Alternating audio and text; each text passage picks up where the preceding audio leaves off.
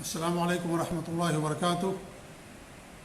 الحمدللہ رب العالمین، واشهد ان لا الہ الا اللہ وحدہ لا شریک لہ، واشهد ان محمدا عبدہ ورسولہ صلوات اللہ وسلامہ علیہ وعلی آلہ وعلی اصحابہ ومن اہتدی بہدیہ واستنى بسنتہ وسار علی نہجہ الی یوم الدین، وبعد۔ اعوذ باللہ السمیع العلیم من الشیطان الرجیم، بسم اللہ الرحمن الرحیم۔ لا تجعلوا دعاء الرسول بینکم کدعاء بعضکم بعضا قد يعلم الله الذين يتسللون منكم لواذا فليحذر الذين يخالفون عن امره ان تصيبهم فتنه ويصيبهم عذاب اليم الا ان لله ما في السماوات والارض قد يعلم ما انتم عليه ويوم يرجعون اليه فينبئهم بما عملوا والله بكل شيء عليم۔ معزز ناظرین و مشاہدین، کئی ماہ قبل سورۃ النور کی تفسیر کا آغاز کیا گیا تھا۔ الحمدللہ آج سورۃ النور کی تفسیر اپنے اختتام کو پہنچ رہی ہے، اور سورہ نور کی آخری دو آیتوں کی میں نے آپ لوگوں کے سامنے تلاوت کی ہے، اور یہ آج آخری درس ہے سورہ نور کی تفسیر کے حوالے سے۔ اللہ تعالیٰ سے ہماری دعا ہے کہ ہم نے جو کچھ بھی سنا ہے، پڑھا ہے، اللہ تعالیٰ ہمیں اس پر عمل کرنے کی توفیق دے۔ اللہ تعالیٰ ہمیں قرآن کی تفسیر اور تعویل کا علم دے کتاب و سنت کی روشنی میں، اور اللہ رب العالمین ہم سب کو اس پر عمل کرنے کی توفیق دے، آمین رب العالمین۔ اللہ کا ارشاد ہے، جس کی ترجمانی اور جس کی تفسیر آپ کے سامنے کی جا رہی کہ لا تجعلوا دعاء الرسول بینکم کدعاء بعضکم بعضا، کہ تم اللہ کے نبی کے بلانے کو ایسا بلاوا نہ کر لو جیسا کہ آپس میں ایک دوسرے کو ہوتا ہے۔ اس کا تین معنی علماء نے بیان کیا ہے، یا تین معنی کو محتمل ہے۔ ایک معنی تو یہ ہے کہ اس میں ادب سکھایا گیا ہے کہ نبی کو بلانے کا طریقہ اور لوگوں کے بلانے سے مختلف ہے۔ جب نبی کو آواز دی جائے، بلائے جائے، تو ادب اور احترام کو ملحوظ خاطر رکھا جائے، جیسے اللہ رب العالمین نے سورۃ الحجرات کے اندر بیان کیا ہے۔ کچھ آداب سکھائے ہیں سورۃ الحجرات کے اندر، اور الحمدللہ اس کی بھی تفسیر کا شرف اور سعادت مجھے حاصل ہوئی۔ تو یہاں بھی اللہ رب العالمین گویا کی بات وہی کہہ رہا ہے، جیسے یا محمد یا احمد کہہ کر کے نہ پکارو، بلکہ یا رسول اللہ یا نبی اللہ کہہ کر کے پکارا کرو۔ گاؤں دیہات کے کچھ لوگ آ جاتے تھے تو اس ادب کا خیال نہ رکھتے ہوئے جیسے کوئی عام انسان کو پکارتا ہے ایسے ہی پکارا کرتے تھے۔ تو اللہ رب العالمین ان کو ادب سکھایا اور کہا کہ جیسے تم آپس میں ایک دوسرے کو بلاتے ہو اس طریقے سے مت پکارو، بلکہ ادب کے ساتھ، احترام کے ساتھ پکارا کرو، یا نبی اللہ کہا کرو۔ اور یہاں یا نبی اللہ یا رسول اللہ، چونکہ آپ جو ہے موجود تھے اور آپ کے سامنے بات تھی، اس لیے ایسا پکارا جاتا تھا۔ آپ کی وفات کے بعد یا نبی اللہ یا رسول اللہ کہنا حرام ہے۔ یہ کیا ہے؟ اگر کوئی آدمی یہ سمجھتا ہے کہ آپ صلی اللہ علیہ وسلم ہماری باتوں کو سنتے ہیں، ہماری ضرورتوں کو پوری کرتے ہیں، نفع نقصان کے مالک ہیں، اور دنیا میں آپ کا حکم چلتا ہے، اور دنیا آپ کے حکم پر قائم ہے، اور دنیا ہی میں آپ کا سب حکم چلتا ہے، تو ایسا عقیدہ رکھنے والا مشرک ہے، شرک کرنے والا۔ یہ شرک اللہ کے ساتھ جو قطعاً جائز نہیں ہے۔ تو آپ کی زندگی میں یہ چیز جائز تھی کہ اور ادب احترام میں کہ یا نبی اللہ، جیسے ہم کسی کو یا محمد یا احمد یا اس کا نام لے کر کے پکارتے ہیں، یا فلاں یا فلاں، ایسے ہی یا نبی اللہ جب آپ کی زندگی تھی، بقید حیات تھے، تب پکارا جاتا تھا۔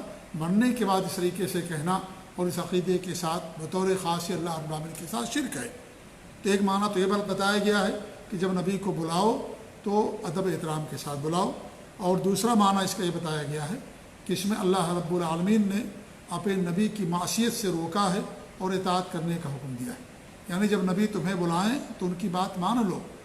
کسی اور کے بلانے میں کیا ہوتا ہے، انسان کو اختیار ہے، چاہے مانے چاہے نہ مانے، لیکن نبی جب بلائیں کسی کام کے لیے، اور جب نبی کا حکم آ جائے، نبی جب کی تعلیم آ جائے، تو اس کا ماننا ضروری ہے۔ عام لوگوں کے طریقے سے آپ کا قول نہیں ہوتا ہے، عام لوگوں کے طریقے سے آپ کی بات نہیں ہوتی ہے۔ عام لوگوں کی بات ماننے نہ ماننے کا انسان کو اختیار ہوتا ہے، لیکن آپ کی بات کا نہ ماننے کا انسان کو اختیار نہیں ہوتا ہے۔ اللہ اور اس کے رسول جب کسی چیز کا فیصلہ کر دیں تو کسی کو اختیار نہیں ہے کہ مانے نہ مانے، ماننا ضروری۔ تو ایک معنی تو یہاں پر دعا کا یہ کیا گیا ہے کہ جب اللہ کے رسول تمہیں کسی چیز کی طرف بلائیں اور آپ کی بات، آپ کی حدیث آپ کو بلاتی ہے، آپ کی سنت آپ کو بلاتی ہے تو آپ اسے مانیں، یہ نہیں کہ ماننے نہ ماننے کا اختیار کر لیں ہم، نہیں، ایسا نہیں جائز ہے۔ تو ایک معنی تو یہ بیان کیا گیا ہے، اور یہ معنی ان آیتوں کے مطابق ہوگا جن آیتوں میں اللہ رب العالمین نے اپنے نبی کی اطاعت کرنے کا حکم دیا اور نبی کی معصیت سے روکا ہے، جیسا کہ اسی آیت کے اندر اللہ رب العالمین آگے بیان فرما رہا۔ تیسرا معنی اس کا یہ بیان کیا گیا ہے کہ آپ کی دعا اور بد دعا عام لوگوں کے طریقے سے نہیں ہے، آپ کی دعا اور بد دعا دونوں اللہ تعالیٰ قبول فرماتا ہے، اس لیے اس بات سے بچو، اللہ کے رسول کی بد دعا سے اپنے آپ کو بچاؤ کہ اللہ کے رسول تمہارے پر بد دعا کر دیں۔ کیسے انسان بچائے گا؟ آپ کی تعلیمات پر عمل کر کے، اور آپ کی تعظیم کر کے، آپ کا ادب احترام کر کے، اور آپ اس وقت زندہ نہیں ہیں، آپ کی وفات ہو گئی ہے، آپ کی حدیثیں موجود ہیں، آپ کی سنتیں موجود ہیں، انسان ان پر عمل کر کے اپنے نبی کی تعظیم کر سکتا ہے۔ جتنا زیادہ انسان سنت کا پابند ہوگا، توحید اس کے ہاں ہوگی، اتنا ہی زیادہ نبی کی عظمت کرنے والا ہوگا، تعظیم کرنے والا۔ تو تینوں معنی علماء نے بیان کیے اور تینوں معنی صحیح ہے۔ اللہ فرماتا ہے قد یعلم اللہ الذین یتسللون منکم لواذا، تم میں سے اللہ انہیں خوب جانتا ہے جو چپکے نظر بچا کر کے سرک جاتے ہیں، نکل جاتے ہیں۔ یہ منافقین کی صفت اللہ بیان فرماتا ہے کہ جب آپ صلی اللہ علیہ وسلم نصیحت کرتے تھے، یا عید کا خطبہ ہوتا، بقرعید کا خطبہ ہوتا، جمعہ کا خطبہ ہوتا، یا کسی اہم بات کے تعلق سے گفتگو ہوتی اور آپ لوگوں کو نصیحت کرتے، تو جو منافقین ہوتے تھے بڑے چپکے سے، خاموشی کے ساتھ کسی کو اپنے سامنے کر کے یا کسی ستون کو سامنے رکھ کر کے اور دھیرے سے نکل جاتے تھے۔ تو تو اللہ رب العالمین نے اس سے منع فرمایا کہ اللہ کو معلوم ہے یہ منافقین کی صفت ہے، جب اللہ کے رسول کے ساتھ ہیں، مجلس میں ہیں، تو بلا اجازت نکلنا یہ صحیح نہیں ہے، جیسا کہ اس سے پہلے اللہ رب العالمین نے بیان فرمایا کہ وہ اپنی جو اللہ پر، اس کے نبی پر ایمان رکھتے ہیں، وہ اجازت لے کر کے نکلتے ہیں۔ لہٰذا جب انسان کسی مجلس میں ہو اور دینی نشست ہو اور سامنے لوگ موجود ہیں، کبھی تو ایسا ہوتا ہے کہ لاکھوں اور ہزاروں کی تعداد ہوتی ہے، تو اس میں بھی انسان کو دین کی بات سننا چاہیے، حدیث سننا چاہیے، اگر وہ توحید سنت کی باتیں ہو رہی ہیں سلف صالحین کے نہج کے مطابق تو سننا چاہیے۔ لیکن اگر آدمی اس میں نکل جاتا ہے تو ہر آدمی جو ہے نکلنے والا اجازت نہیں لے سکتا ہے۔ لیکن اگر مان لیجئے کم لوگ ہیں اور کسی اہم کام کے تعلق سے میٹنگ ہو رہی ہے، اجتماع ہو رہا ہے، تو اس میں اگر کوئی آدمی نکلتا ہے تو بغیر اجازت کے نہیں نکلنا چاہیے، یہ مجلس کے آداب کے خلاف ہے۔ تو یہ منافقین کی صفت تھی کہ وہ خاموشی کے ساتھ چپکے سے نکل جاتے تھے۔ پھر اللہ کیا فرما رہا ہے؟ فَلْيَحْذَرِ الَّذِينَ يُخَالِفُونَ عَنْ أَمْرِهِ أَن تُصِيبَهُمْ فِتْنَةٌ أَوْ يُصِيبَهُمْ عَذَابٌ أَلِيمٌ، کہ جو لوگ اللہ کے رسول کے امر کی مخالفت کرتے ہیں، آپ کے حکم کی پیروی نہیں کرتے، انہیں اس بات سے ڈرنا چاہیے کہ ان تصیبہم فتنہ، کہ انہیں فتنہ پہنچ جائے، انہیں فتنہ پہنچ جائے۔ فتنہ قرآن مقدس کے اندر کئی معنوں کے لیے استعمال ہوا ہے۔ ایک معنی تو فتنے کا آزمائش کا ہوتا ہے، جیسا کہ اللہ رب العالمین نے قرآن کریم کے اندر فرمایا وَنَبْلُوكُمْ بِالشَّرِّ وَالْخَيْرِ فِتْنَةً وَإِلَيْنَا تُرْجَعُونَ، ہم تم کو شر اور خیر دونوں کے ذریعے سے آزمائیں گے۔ کبھی اللہ نعمت دے کر کے آزماتا ہے، یہ خیر کے ساتھ، کبھی اللہ تعالیٰ مصیبت دے کر کے، تکلیف پریشانی دے کر کے آزماتا ہے۔ تو اللہ رب العالمین کے آزمانے کا انداز نرالا ہے۔ تو یہاں فتنہ سے مراد کیا؟ آزمائش ہے۔ تو فتنہ کے معنی کبھی آزمائش کے بھی ہوتے ہیں، کبھی فتنے کے معنی عذاب کے معنی میں بھی آتا ہے۔ اللہ فرماتا ہے من بعد ما فتنوا، یعنی فتنوں میں ڈال دیے جانے کے بعد، یعنی عذاب میں ڈال دیے جانے کے بعد۔ یہ مکہ کے جو صحابہ تھے، مسلمان تھے، ان کے تعلق سے آیت نازل ہوئی کہ مکہ کے اندر ان کو عذاب دیا جاتا تھا، انہیں تکلیف دی جاتی تھی، تو اللہ رب العالمین کے تعلق سے بیان فرمایا۔ تو فتنہ کے معنی ایک عذاب کے بھی ہوتے ہیں، فتنہ کا ایک معنی شرک کا بھی ہوتا ہے۔ اس لیے امام احمد بن حنبل نے یہاں پر فتنہ کا معنی شرک ہی لیا ہے۔ اللہ فرماتا ہے کہ وقاتلوہم حتی لا تکون فتنہ، ان سے قتال کرو یہاں تک کہ فتنہ باقی نہ رہے۔ اور ایک دوسری آیت میں اللہ فرماتا ہے والفتنۃ اشد من القتل، یہ فتنہ قتل سے زیادہ سخت ہے، یعنی شرک قتل سے زیادہ سخت ہے، کیونکہ قتل یہ گناہ کبیرہ تو ہے، اللہ تعالیٰ معاف کر سکتا ہے، لیکن شرک انسان بغیر توبے کے اگر مر جائے تو انسان کی معافی نہیں ہوگی۔ تو شرک سب سے بڑا گناہ، قتل سے بھی، زناکاری سے بھی، چوری اور ڈکیتی بےایمانی سے بھی، دنیا میں جتنے بھی گناہ ہیں تمام گناہوں سے سب سے بڑا گناہ شرک ہے، کفر ہے اور نفاق ہے۔ تو یہاں پر ایک معنی شرک کا بھی ہے، اور امام احمد بن حنبل رحمۃ اللہ علیہ نے اس کو شرک ہی یہاں پر معنی مراد لیا کہ جو نبی کی بات نہیں مانے گا، اطاعت نہیں کرے گا، گویا کہ اس نے شرک کر لیا۔ کیسے شرک کر لیا؟ کیونکہ اس نے اپنے نفسانی خواہشات کی اتباع کی، اور جو اپنے نفسانی خواہشات کی اتباع کر لیتا ہے گویا کہ اس کو اپنا معبود بنا لیتا ہے۔ نبی کی بات کو اس نے چھوڑ دیا اور اپنے نفس کے مطابق وہ زندگی گزارتا ہے، تو گویا کہ اس نے خواہشات کی پیروی کی، اللہ کے نبی کی تعلیمات کی پیروی نہیں کی، حدیث اور سنت کی، قرآن کی پیروی نہیں کی، اس نے خواہشات کی پیروی کی، اور خواہشات کی پیروی یہ کیا ہے؟ یہ شرک ہے، اسے اپنا معبود بنانا ہے، اور اللہ کے علاوہ کسی کو معبود بنانا یہ اللہ تعالیٰ کے ساتھ شرک ہوتا ہے۔ تو اس کا ایک معنی شرک بھی ہوتا ہے فتنہ کا، اور امام احمد بن حنبل رحمۃ اللہ علیہ امام اہل سنت والجماعہ انہوں نے یہاں پر فتنہ سے مراد شرک ہی لیا ہے۔ اس لیے آپ دیکھیں جو بھی سنت کی خلاف ورزی کرتا ہے اور سنت کی پیروی نہیں کرتا، سنت نہیں مانتا یا اس کے اوپر عمل نہیں کرتا، آپ دیکھیں وہ لوگ شرک کے اندر پڑ جاتے ہیں۔ آپ دیکھیں جتنی بھی جماعتیں اس وقت ہمارے ملکوں کے اندر ہیں یا دنیا کے اندر پائی جاتی ہیں، جنہوں نے بھی سنتوں کو چھوڑ دیا، نبی کی تعلیمات کو چھوڑ دیا، حدیثوں کو چھوڑ دیا، وہ شرک کے اندر پڑ گئے، بدعات کے اندر پڑ گئے، خرافات کے اندر پڑ گئے۔ جی ہاں، اور امام احمد بن حنبل رحمۃ اللہ علیہ نے جو معنی بیان کیا، سچا معنی، صحیح معنی بیان کیا، اور یہی صورتحال آج ہے۔ پورا دیکھ لیا جو بھی سنتوں سے دوری اختیار کیے ہوئے ہیں، سنتوں کا جن کے یہاں اہتمام نہیں ہے، سنتوں پر جو عمل نہیں کرتے، وہ لوگ کیا شرک کے اندر پڑے ہوئے ہیں، ان سے شرک بھی، وہ شرک میں گرفتار ہیں۔ کچھ تو پوری ان کی یعنی پیشانی سے لے کر کے پاؤں تک شرک ہی شرک کے اندر مبتلا ہے، گمراہی اور کے اندر مبتلا ہے، اور کچھ تو ہیں ان کے ہاں گرچہ کچھ کم ہے ان کے مقابلے میں، لیکن ان کے ہاں بھی شرک اور کفر کی بہت ساری چیزیں پائی جاتی ہیں۔ تو اللہ تعالیٰ سب کو محفوظ رکھے۔ نبی کی حدیثوں کو نہ ماننے کا یہ انجام ہوتا ہے کہ انسان شرک کے اندر پڑ جاتا ہے۔ چوتھا معنی نفاق کا لیا گیا ہے، یہ بھی فتنہ کا ایک معنی نفاق کہتے ہیں۔ نفاق دو طرح کا ہوتا ہے، ایک عقدی اور ایک عملی۔ عقدی نفاق یہ ہے کہ انسان زبان سے ایمان کا دعویٰ تو کرے لیکن دل میں اللہ اور اس کے رسول سے محبت نہ ہو، دل میں ایمان نہ ہو، تو یہ نفاق اکبر ہے، اور یہ سب سے نفاق اکبر کے مرتکب ہمیشہ جہنم کے اندر رہیں گے اور سب سے نچلے طبقے کے اندر رہیں گے، تو یہ بھی دائمی جہنم کا سبب ہے۔ دوسرا نفاق عملی ہوتا ہے، جیسے جھوٹ بولنا، وعدہ خلافی کرنا، اور اس طریقے سے لڑائی ہو تو جھگڑا ہو تو گالی گلوچ پر اتر آنا، یہ سب کے سب عملی نفاق کہلاتا ہے۔ یہ بھی بڑا جرم ہے، بڑا گناہ ہے، لیکن یہ جو ہے انسان کو دار اسلام سے خارج نہیں کرتا۔ لیکن نفاق اکبر جو ہے، جو عقیدے کا نفاق ہے، انسان کو اسلام سے خارج کر دیتا ہے۔ پانچواں معنی گمراہ کرنا، یہ بھی مراد لیا گیا ہے، یعنی فتنہ کا ایک معنی گمراہی کی بھی ہوتا ہے یا گمراہ کرنے کی ہوتا ہے۔ اللہ کا ارشاد ہے مَن یُرِدِ اللَّهُ فِتْنَتَهُ فَلَن تَمْلِکَ لَهُ مِنَ اللَّهِ شَیْئًا، جس کو اللہ تعالیٰ گمراہ کرنا چاہے اس کے لیے تم یعنی اللہ کے علاوہ تم اس کے کچھ مالک نہیں ہو سکتے، یعنی اللہ جس کو گمراہ کرنا چاہے انسان گمراہ ہوگا۔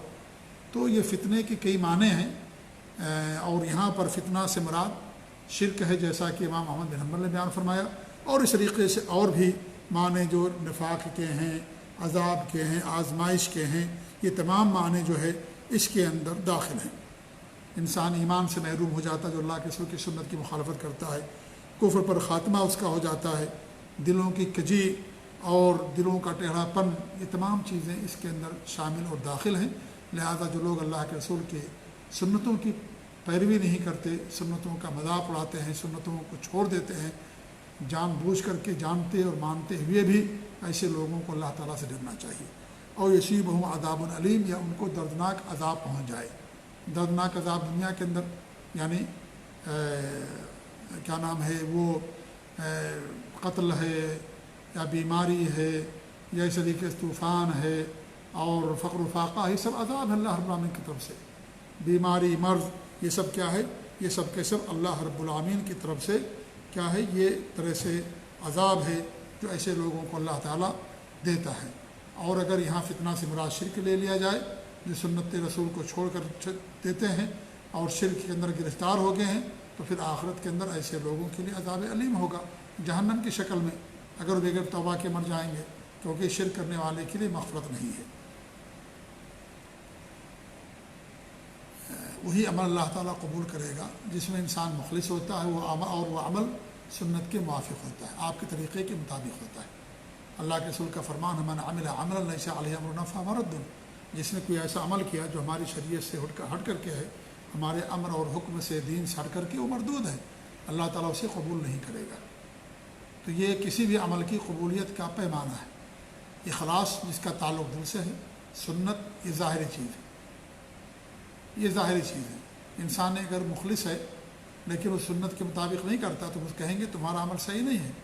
سنت یہ ظاہری پیمانہ ہے، اخلاص یہ اندر کا پیمانہ ہے جس کو اللہ تعالیٰ کے علاوہ کوئی نہیں جانتا ہے۔ اسی لیے اگر انسان سنت کے مطابق عمل کرتا ہے تو ہم یہ کہیں گے تمہارا عمل صحیح ہے، یہ آپ کا عمل صحیح ہے، لیکن کیا وہ عمل مقبول بھی ہے نہیں، اللہ بہتر جانتا ہے، کیونکہ عمل کی قبولیت کے لیے اخلاص ضروری ہے۔ ہو سکتا ہے انسان سنت کے مطابق کر رہا ہو لیکن اخلاص اس کے پاس نہ ہو، تو ہم تو کہیں گے تمہارا عمل صحیح ہے لیکن اللہ تعالیٰ کی وہ مقبول نہیں ہوگا، کیونکہ انسان مخلص نہیں ہے۔ اور ممکن ہے انسان اخلاص کے ساتھ کر رہا ہو لیکن سنت کے مطابق نہیں ہے، تو ہم اس کے بارے میں کہیں گے کہ تمہارا یہ عمل مقبول نہیں، کیونکہ ایک شرط نہیں پائی جا رہی ہے، دونوں شرطیں ہونی چاہیے۔ جب تک دونوں شرطیں نہیں پوری ہوتی ہیں کوئی عمل اللہ تعالیٰ قبول نہیں فرماتا۔ پھر آگے اللہ فرماتا الا ان للہ ما فی السماوات والارض، اللہ کے لیے یعنی آسمان و زمین میں جو کچھ بھی ہے وہ سب کے سب اللہ تعالیٰ کا ہے، یعنی اللہ تعالیٰ ان تمام چیزوں کا خالق ہے، اللہ تعالیٰ ان تمام چیزوں کا مالک ہے، اللہ تعالیٰ ان تمام چیزوں کا وارث ہے، اور اللہ تعالیٰ ان آسمان و زمین کے اندر جو بھی چیزیں پائی جانے والی ہیں سب کی روزی کا ذمہ دار اللہ رب العالمین۔ تو یہ تمام معنی اس کے اندر شامل ہیں، داخل ہیں، اور قرآن کی بہت ساری آیتیں ہیں اس معنی اور مطلب کی جو اللہ نے بیان فرمائی۔ قد یعلم ما انتم علیہ، جس روش پر تم ہو اسے بخوبی جانتا ہے، یعنی یہ ان لوگوں کو تنبیہ ہے جو اللہ کے رسول کے حکموں کی مخالفت کرتے ہیں کہ تم جو کچھ بھی کر رہے ہو، تمہاری حرکات اور سکنات، تمہارا عمل، یہ نہ سمجھنا کہ اللہ تعالیٰ سے مخفی ہے، یہ اللہ تعالیٰ اس پر مطلع نہیں ہے، نعوذ باللہ، ایسا ہرگز نہیں ہے۔ اللہ تعالیٰ دل کے راز کو جانتا ہے، اللہ تعالیٰ دل کی باتوں کو جانتا ہے، اور ایک چونٹی بھی چلتی ہے تو اللہ تعالیٰ کو اس کا علم ہوتا ہے، ایک پتہ بھی گرتا تو اللہ تعالیٰ کو اس کو علم رہتا ہے، اللہ کے علم کے بغیر ہی گرتا ہے، اللہ کے حکم اور مشیت کے بعد ہی وہ گرتا ہے۔ ایک چونٹی جنم لیتی ہے اس کو بھی اللہ کا علم رہتا ہے، بچہ پیدا ہوتا ہے اس کو بھی اللہ رب العالمین کا علم، کوئی بھی چیز ایسی نہیں ہے جس کے بارے میں اللہ تعالیٰ کے پاس علم نہ ہے۔ لہذا انسان جو ایسا عمل کرتا ہے، اللہ کے رسول کے حکم کی مخالفت کرتا ہے اور سمجھتا ہے کہ اللہ تعالیٰ نے کو نہیں معلوم ہے، تو یہ اللہ رب العالمین کے بارے میں کوتاہی اور لا علمی کا شکار ہے۔ گویا کہ اللہ رب العالمین کی قدرت پر، اس کے علم پر اس کا ایمان اور یقین نہیں ہے، اس لیے یہ بہت بڑی گمراہی والی بات ہے۔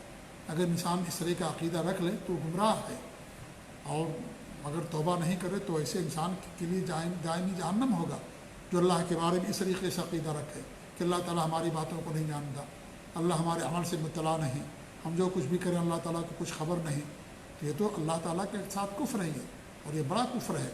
لہذا انسان جو بھی کام کرے اسے اس کا شعور ہونا چاہیے، یقین ہونا چاہیے کہ اللہ رب العالمین کو معلوم ہے۔ انسان گناہ کرتا ہے تو اللہ تعالیٰ کو معلوم ہے، انسان نیکی کرتا ہوئے اللہ رب العالمین کو معلوم ہے، اور قیامت کے دن زمین گواہی دے گی جہاں انسان گناہ کرتا ہے، انسان کے ہاتھ پاؤں، چمڑے اور کیا نام ہے اس کے پشت اور اس کے پیٹ، یہ تمام چیزیں قیامت کے دن گواہی دیں گی، زبان پر اللہ تعالیٰ تالا لگا دے گا، اور یہ جو جسم کے دیگر اعضاء ہیں وہ قیامت کے دن بات کریں گے، بولیں گے۔ وَيَوْمَ يُرْجَعُونَ إِلَيْهِ فَيُنَبِّئُهُم بِمَا عَمِلُوا، اور جس دن یہ سب اس کی طرف لوٹائے جائیں گے، اللہ رب العالمین کی طرف، اس دن ان کو ان کے کیے سے وہ خبردار کر دے گا، یعنی انہوں نے جو کچھ عمل کیا ہے اللہ تعالیٰ ان کو خبردار کر دے گا۔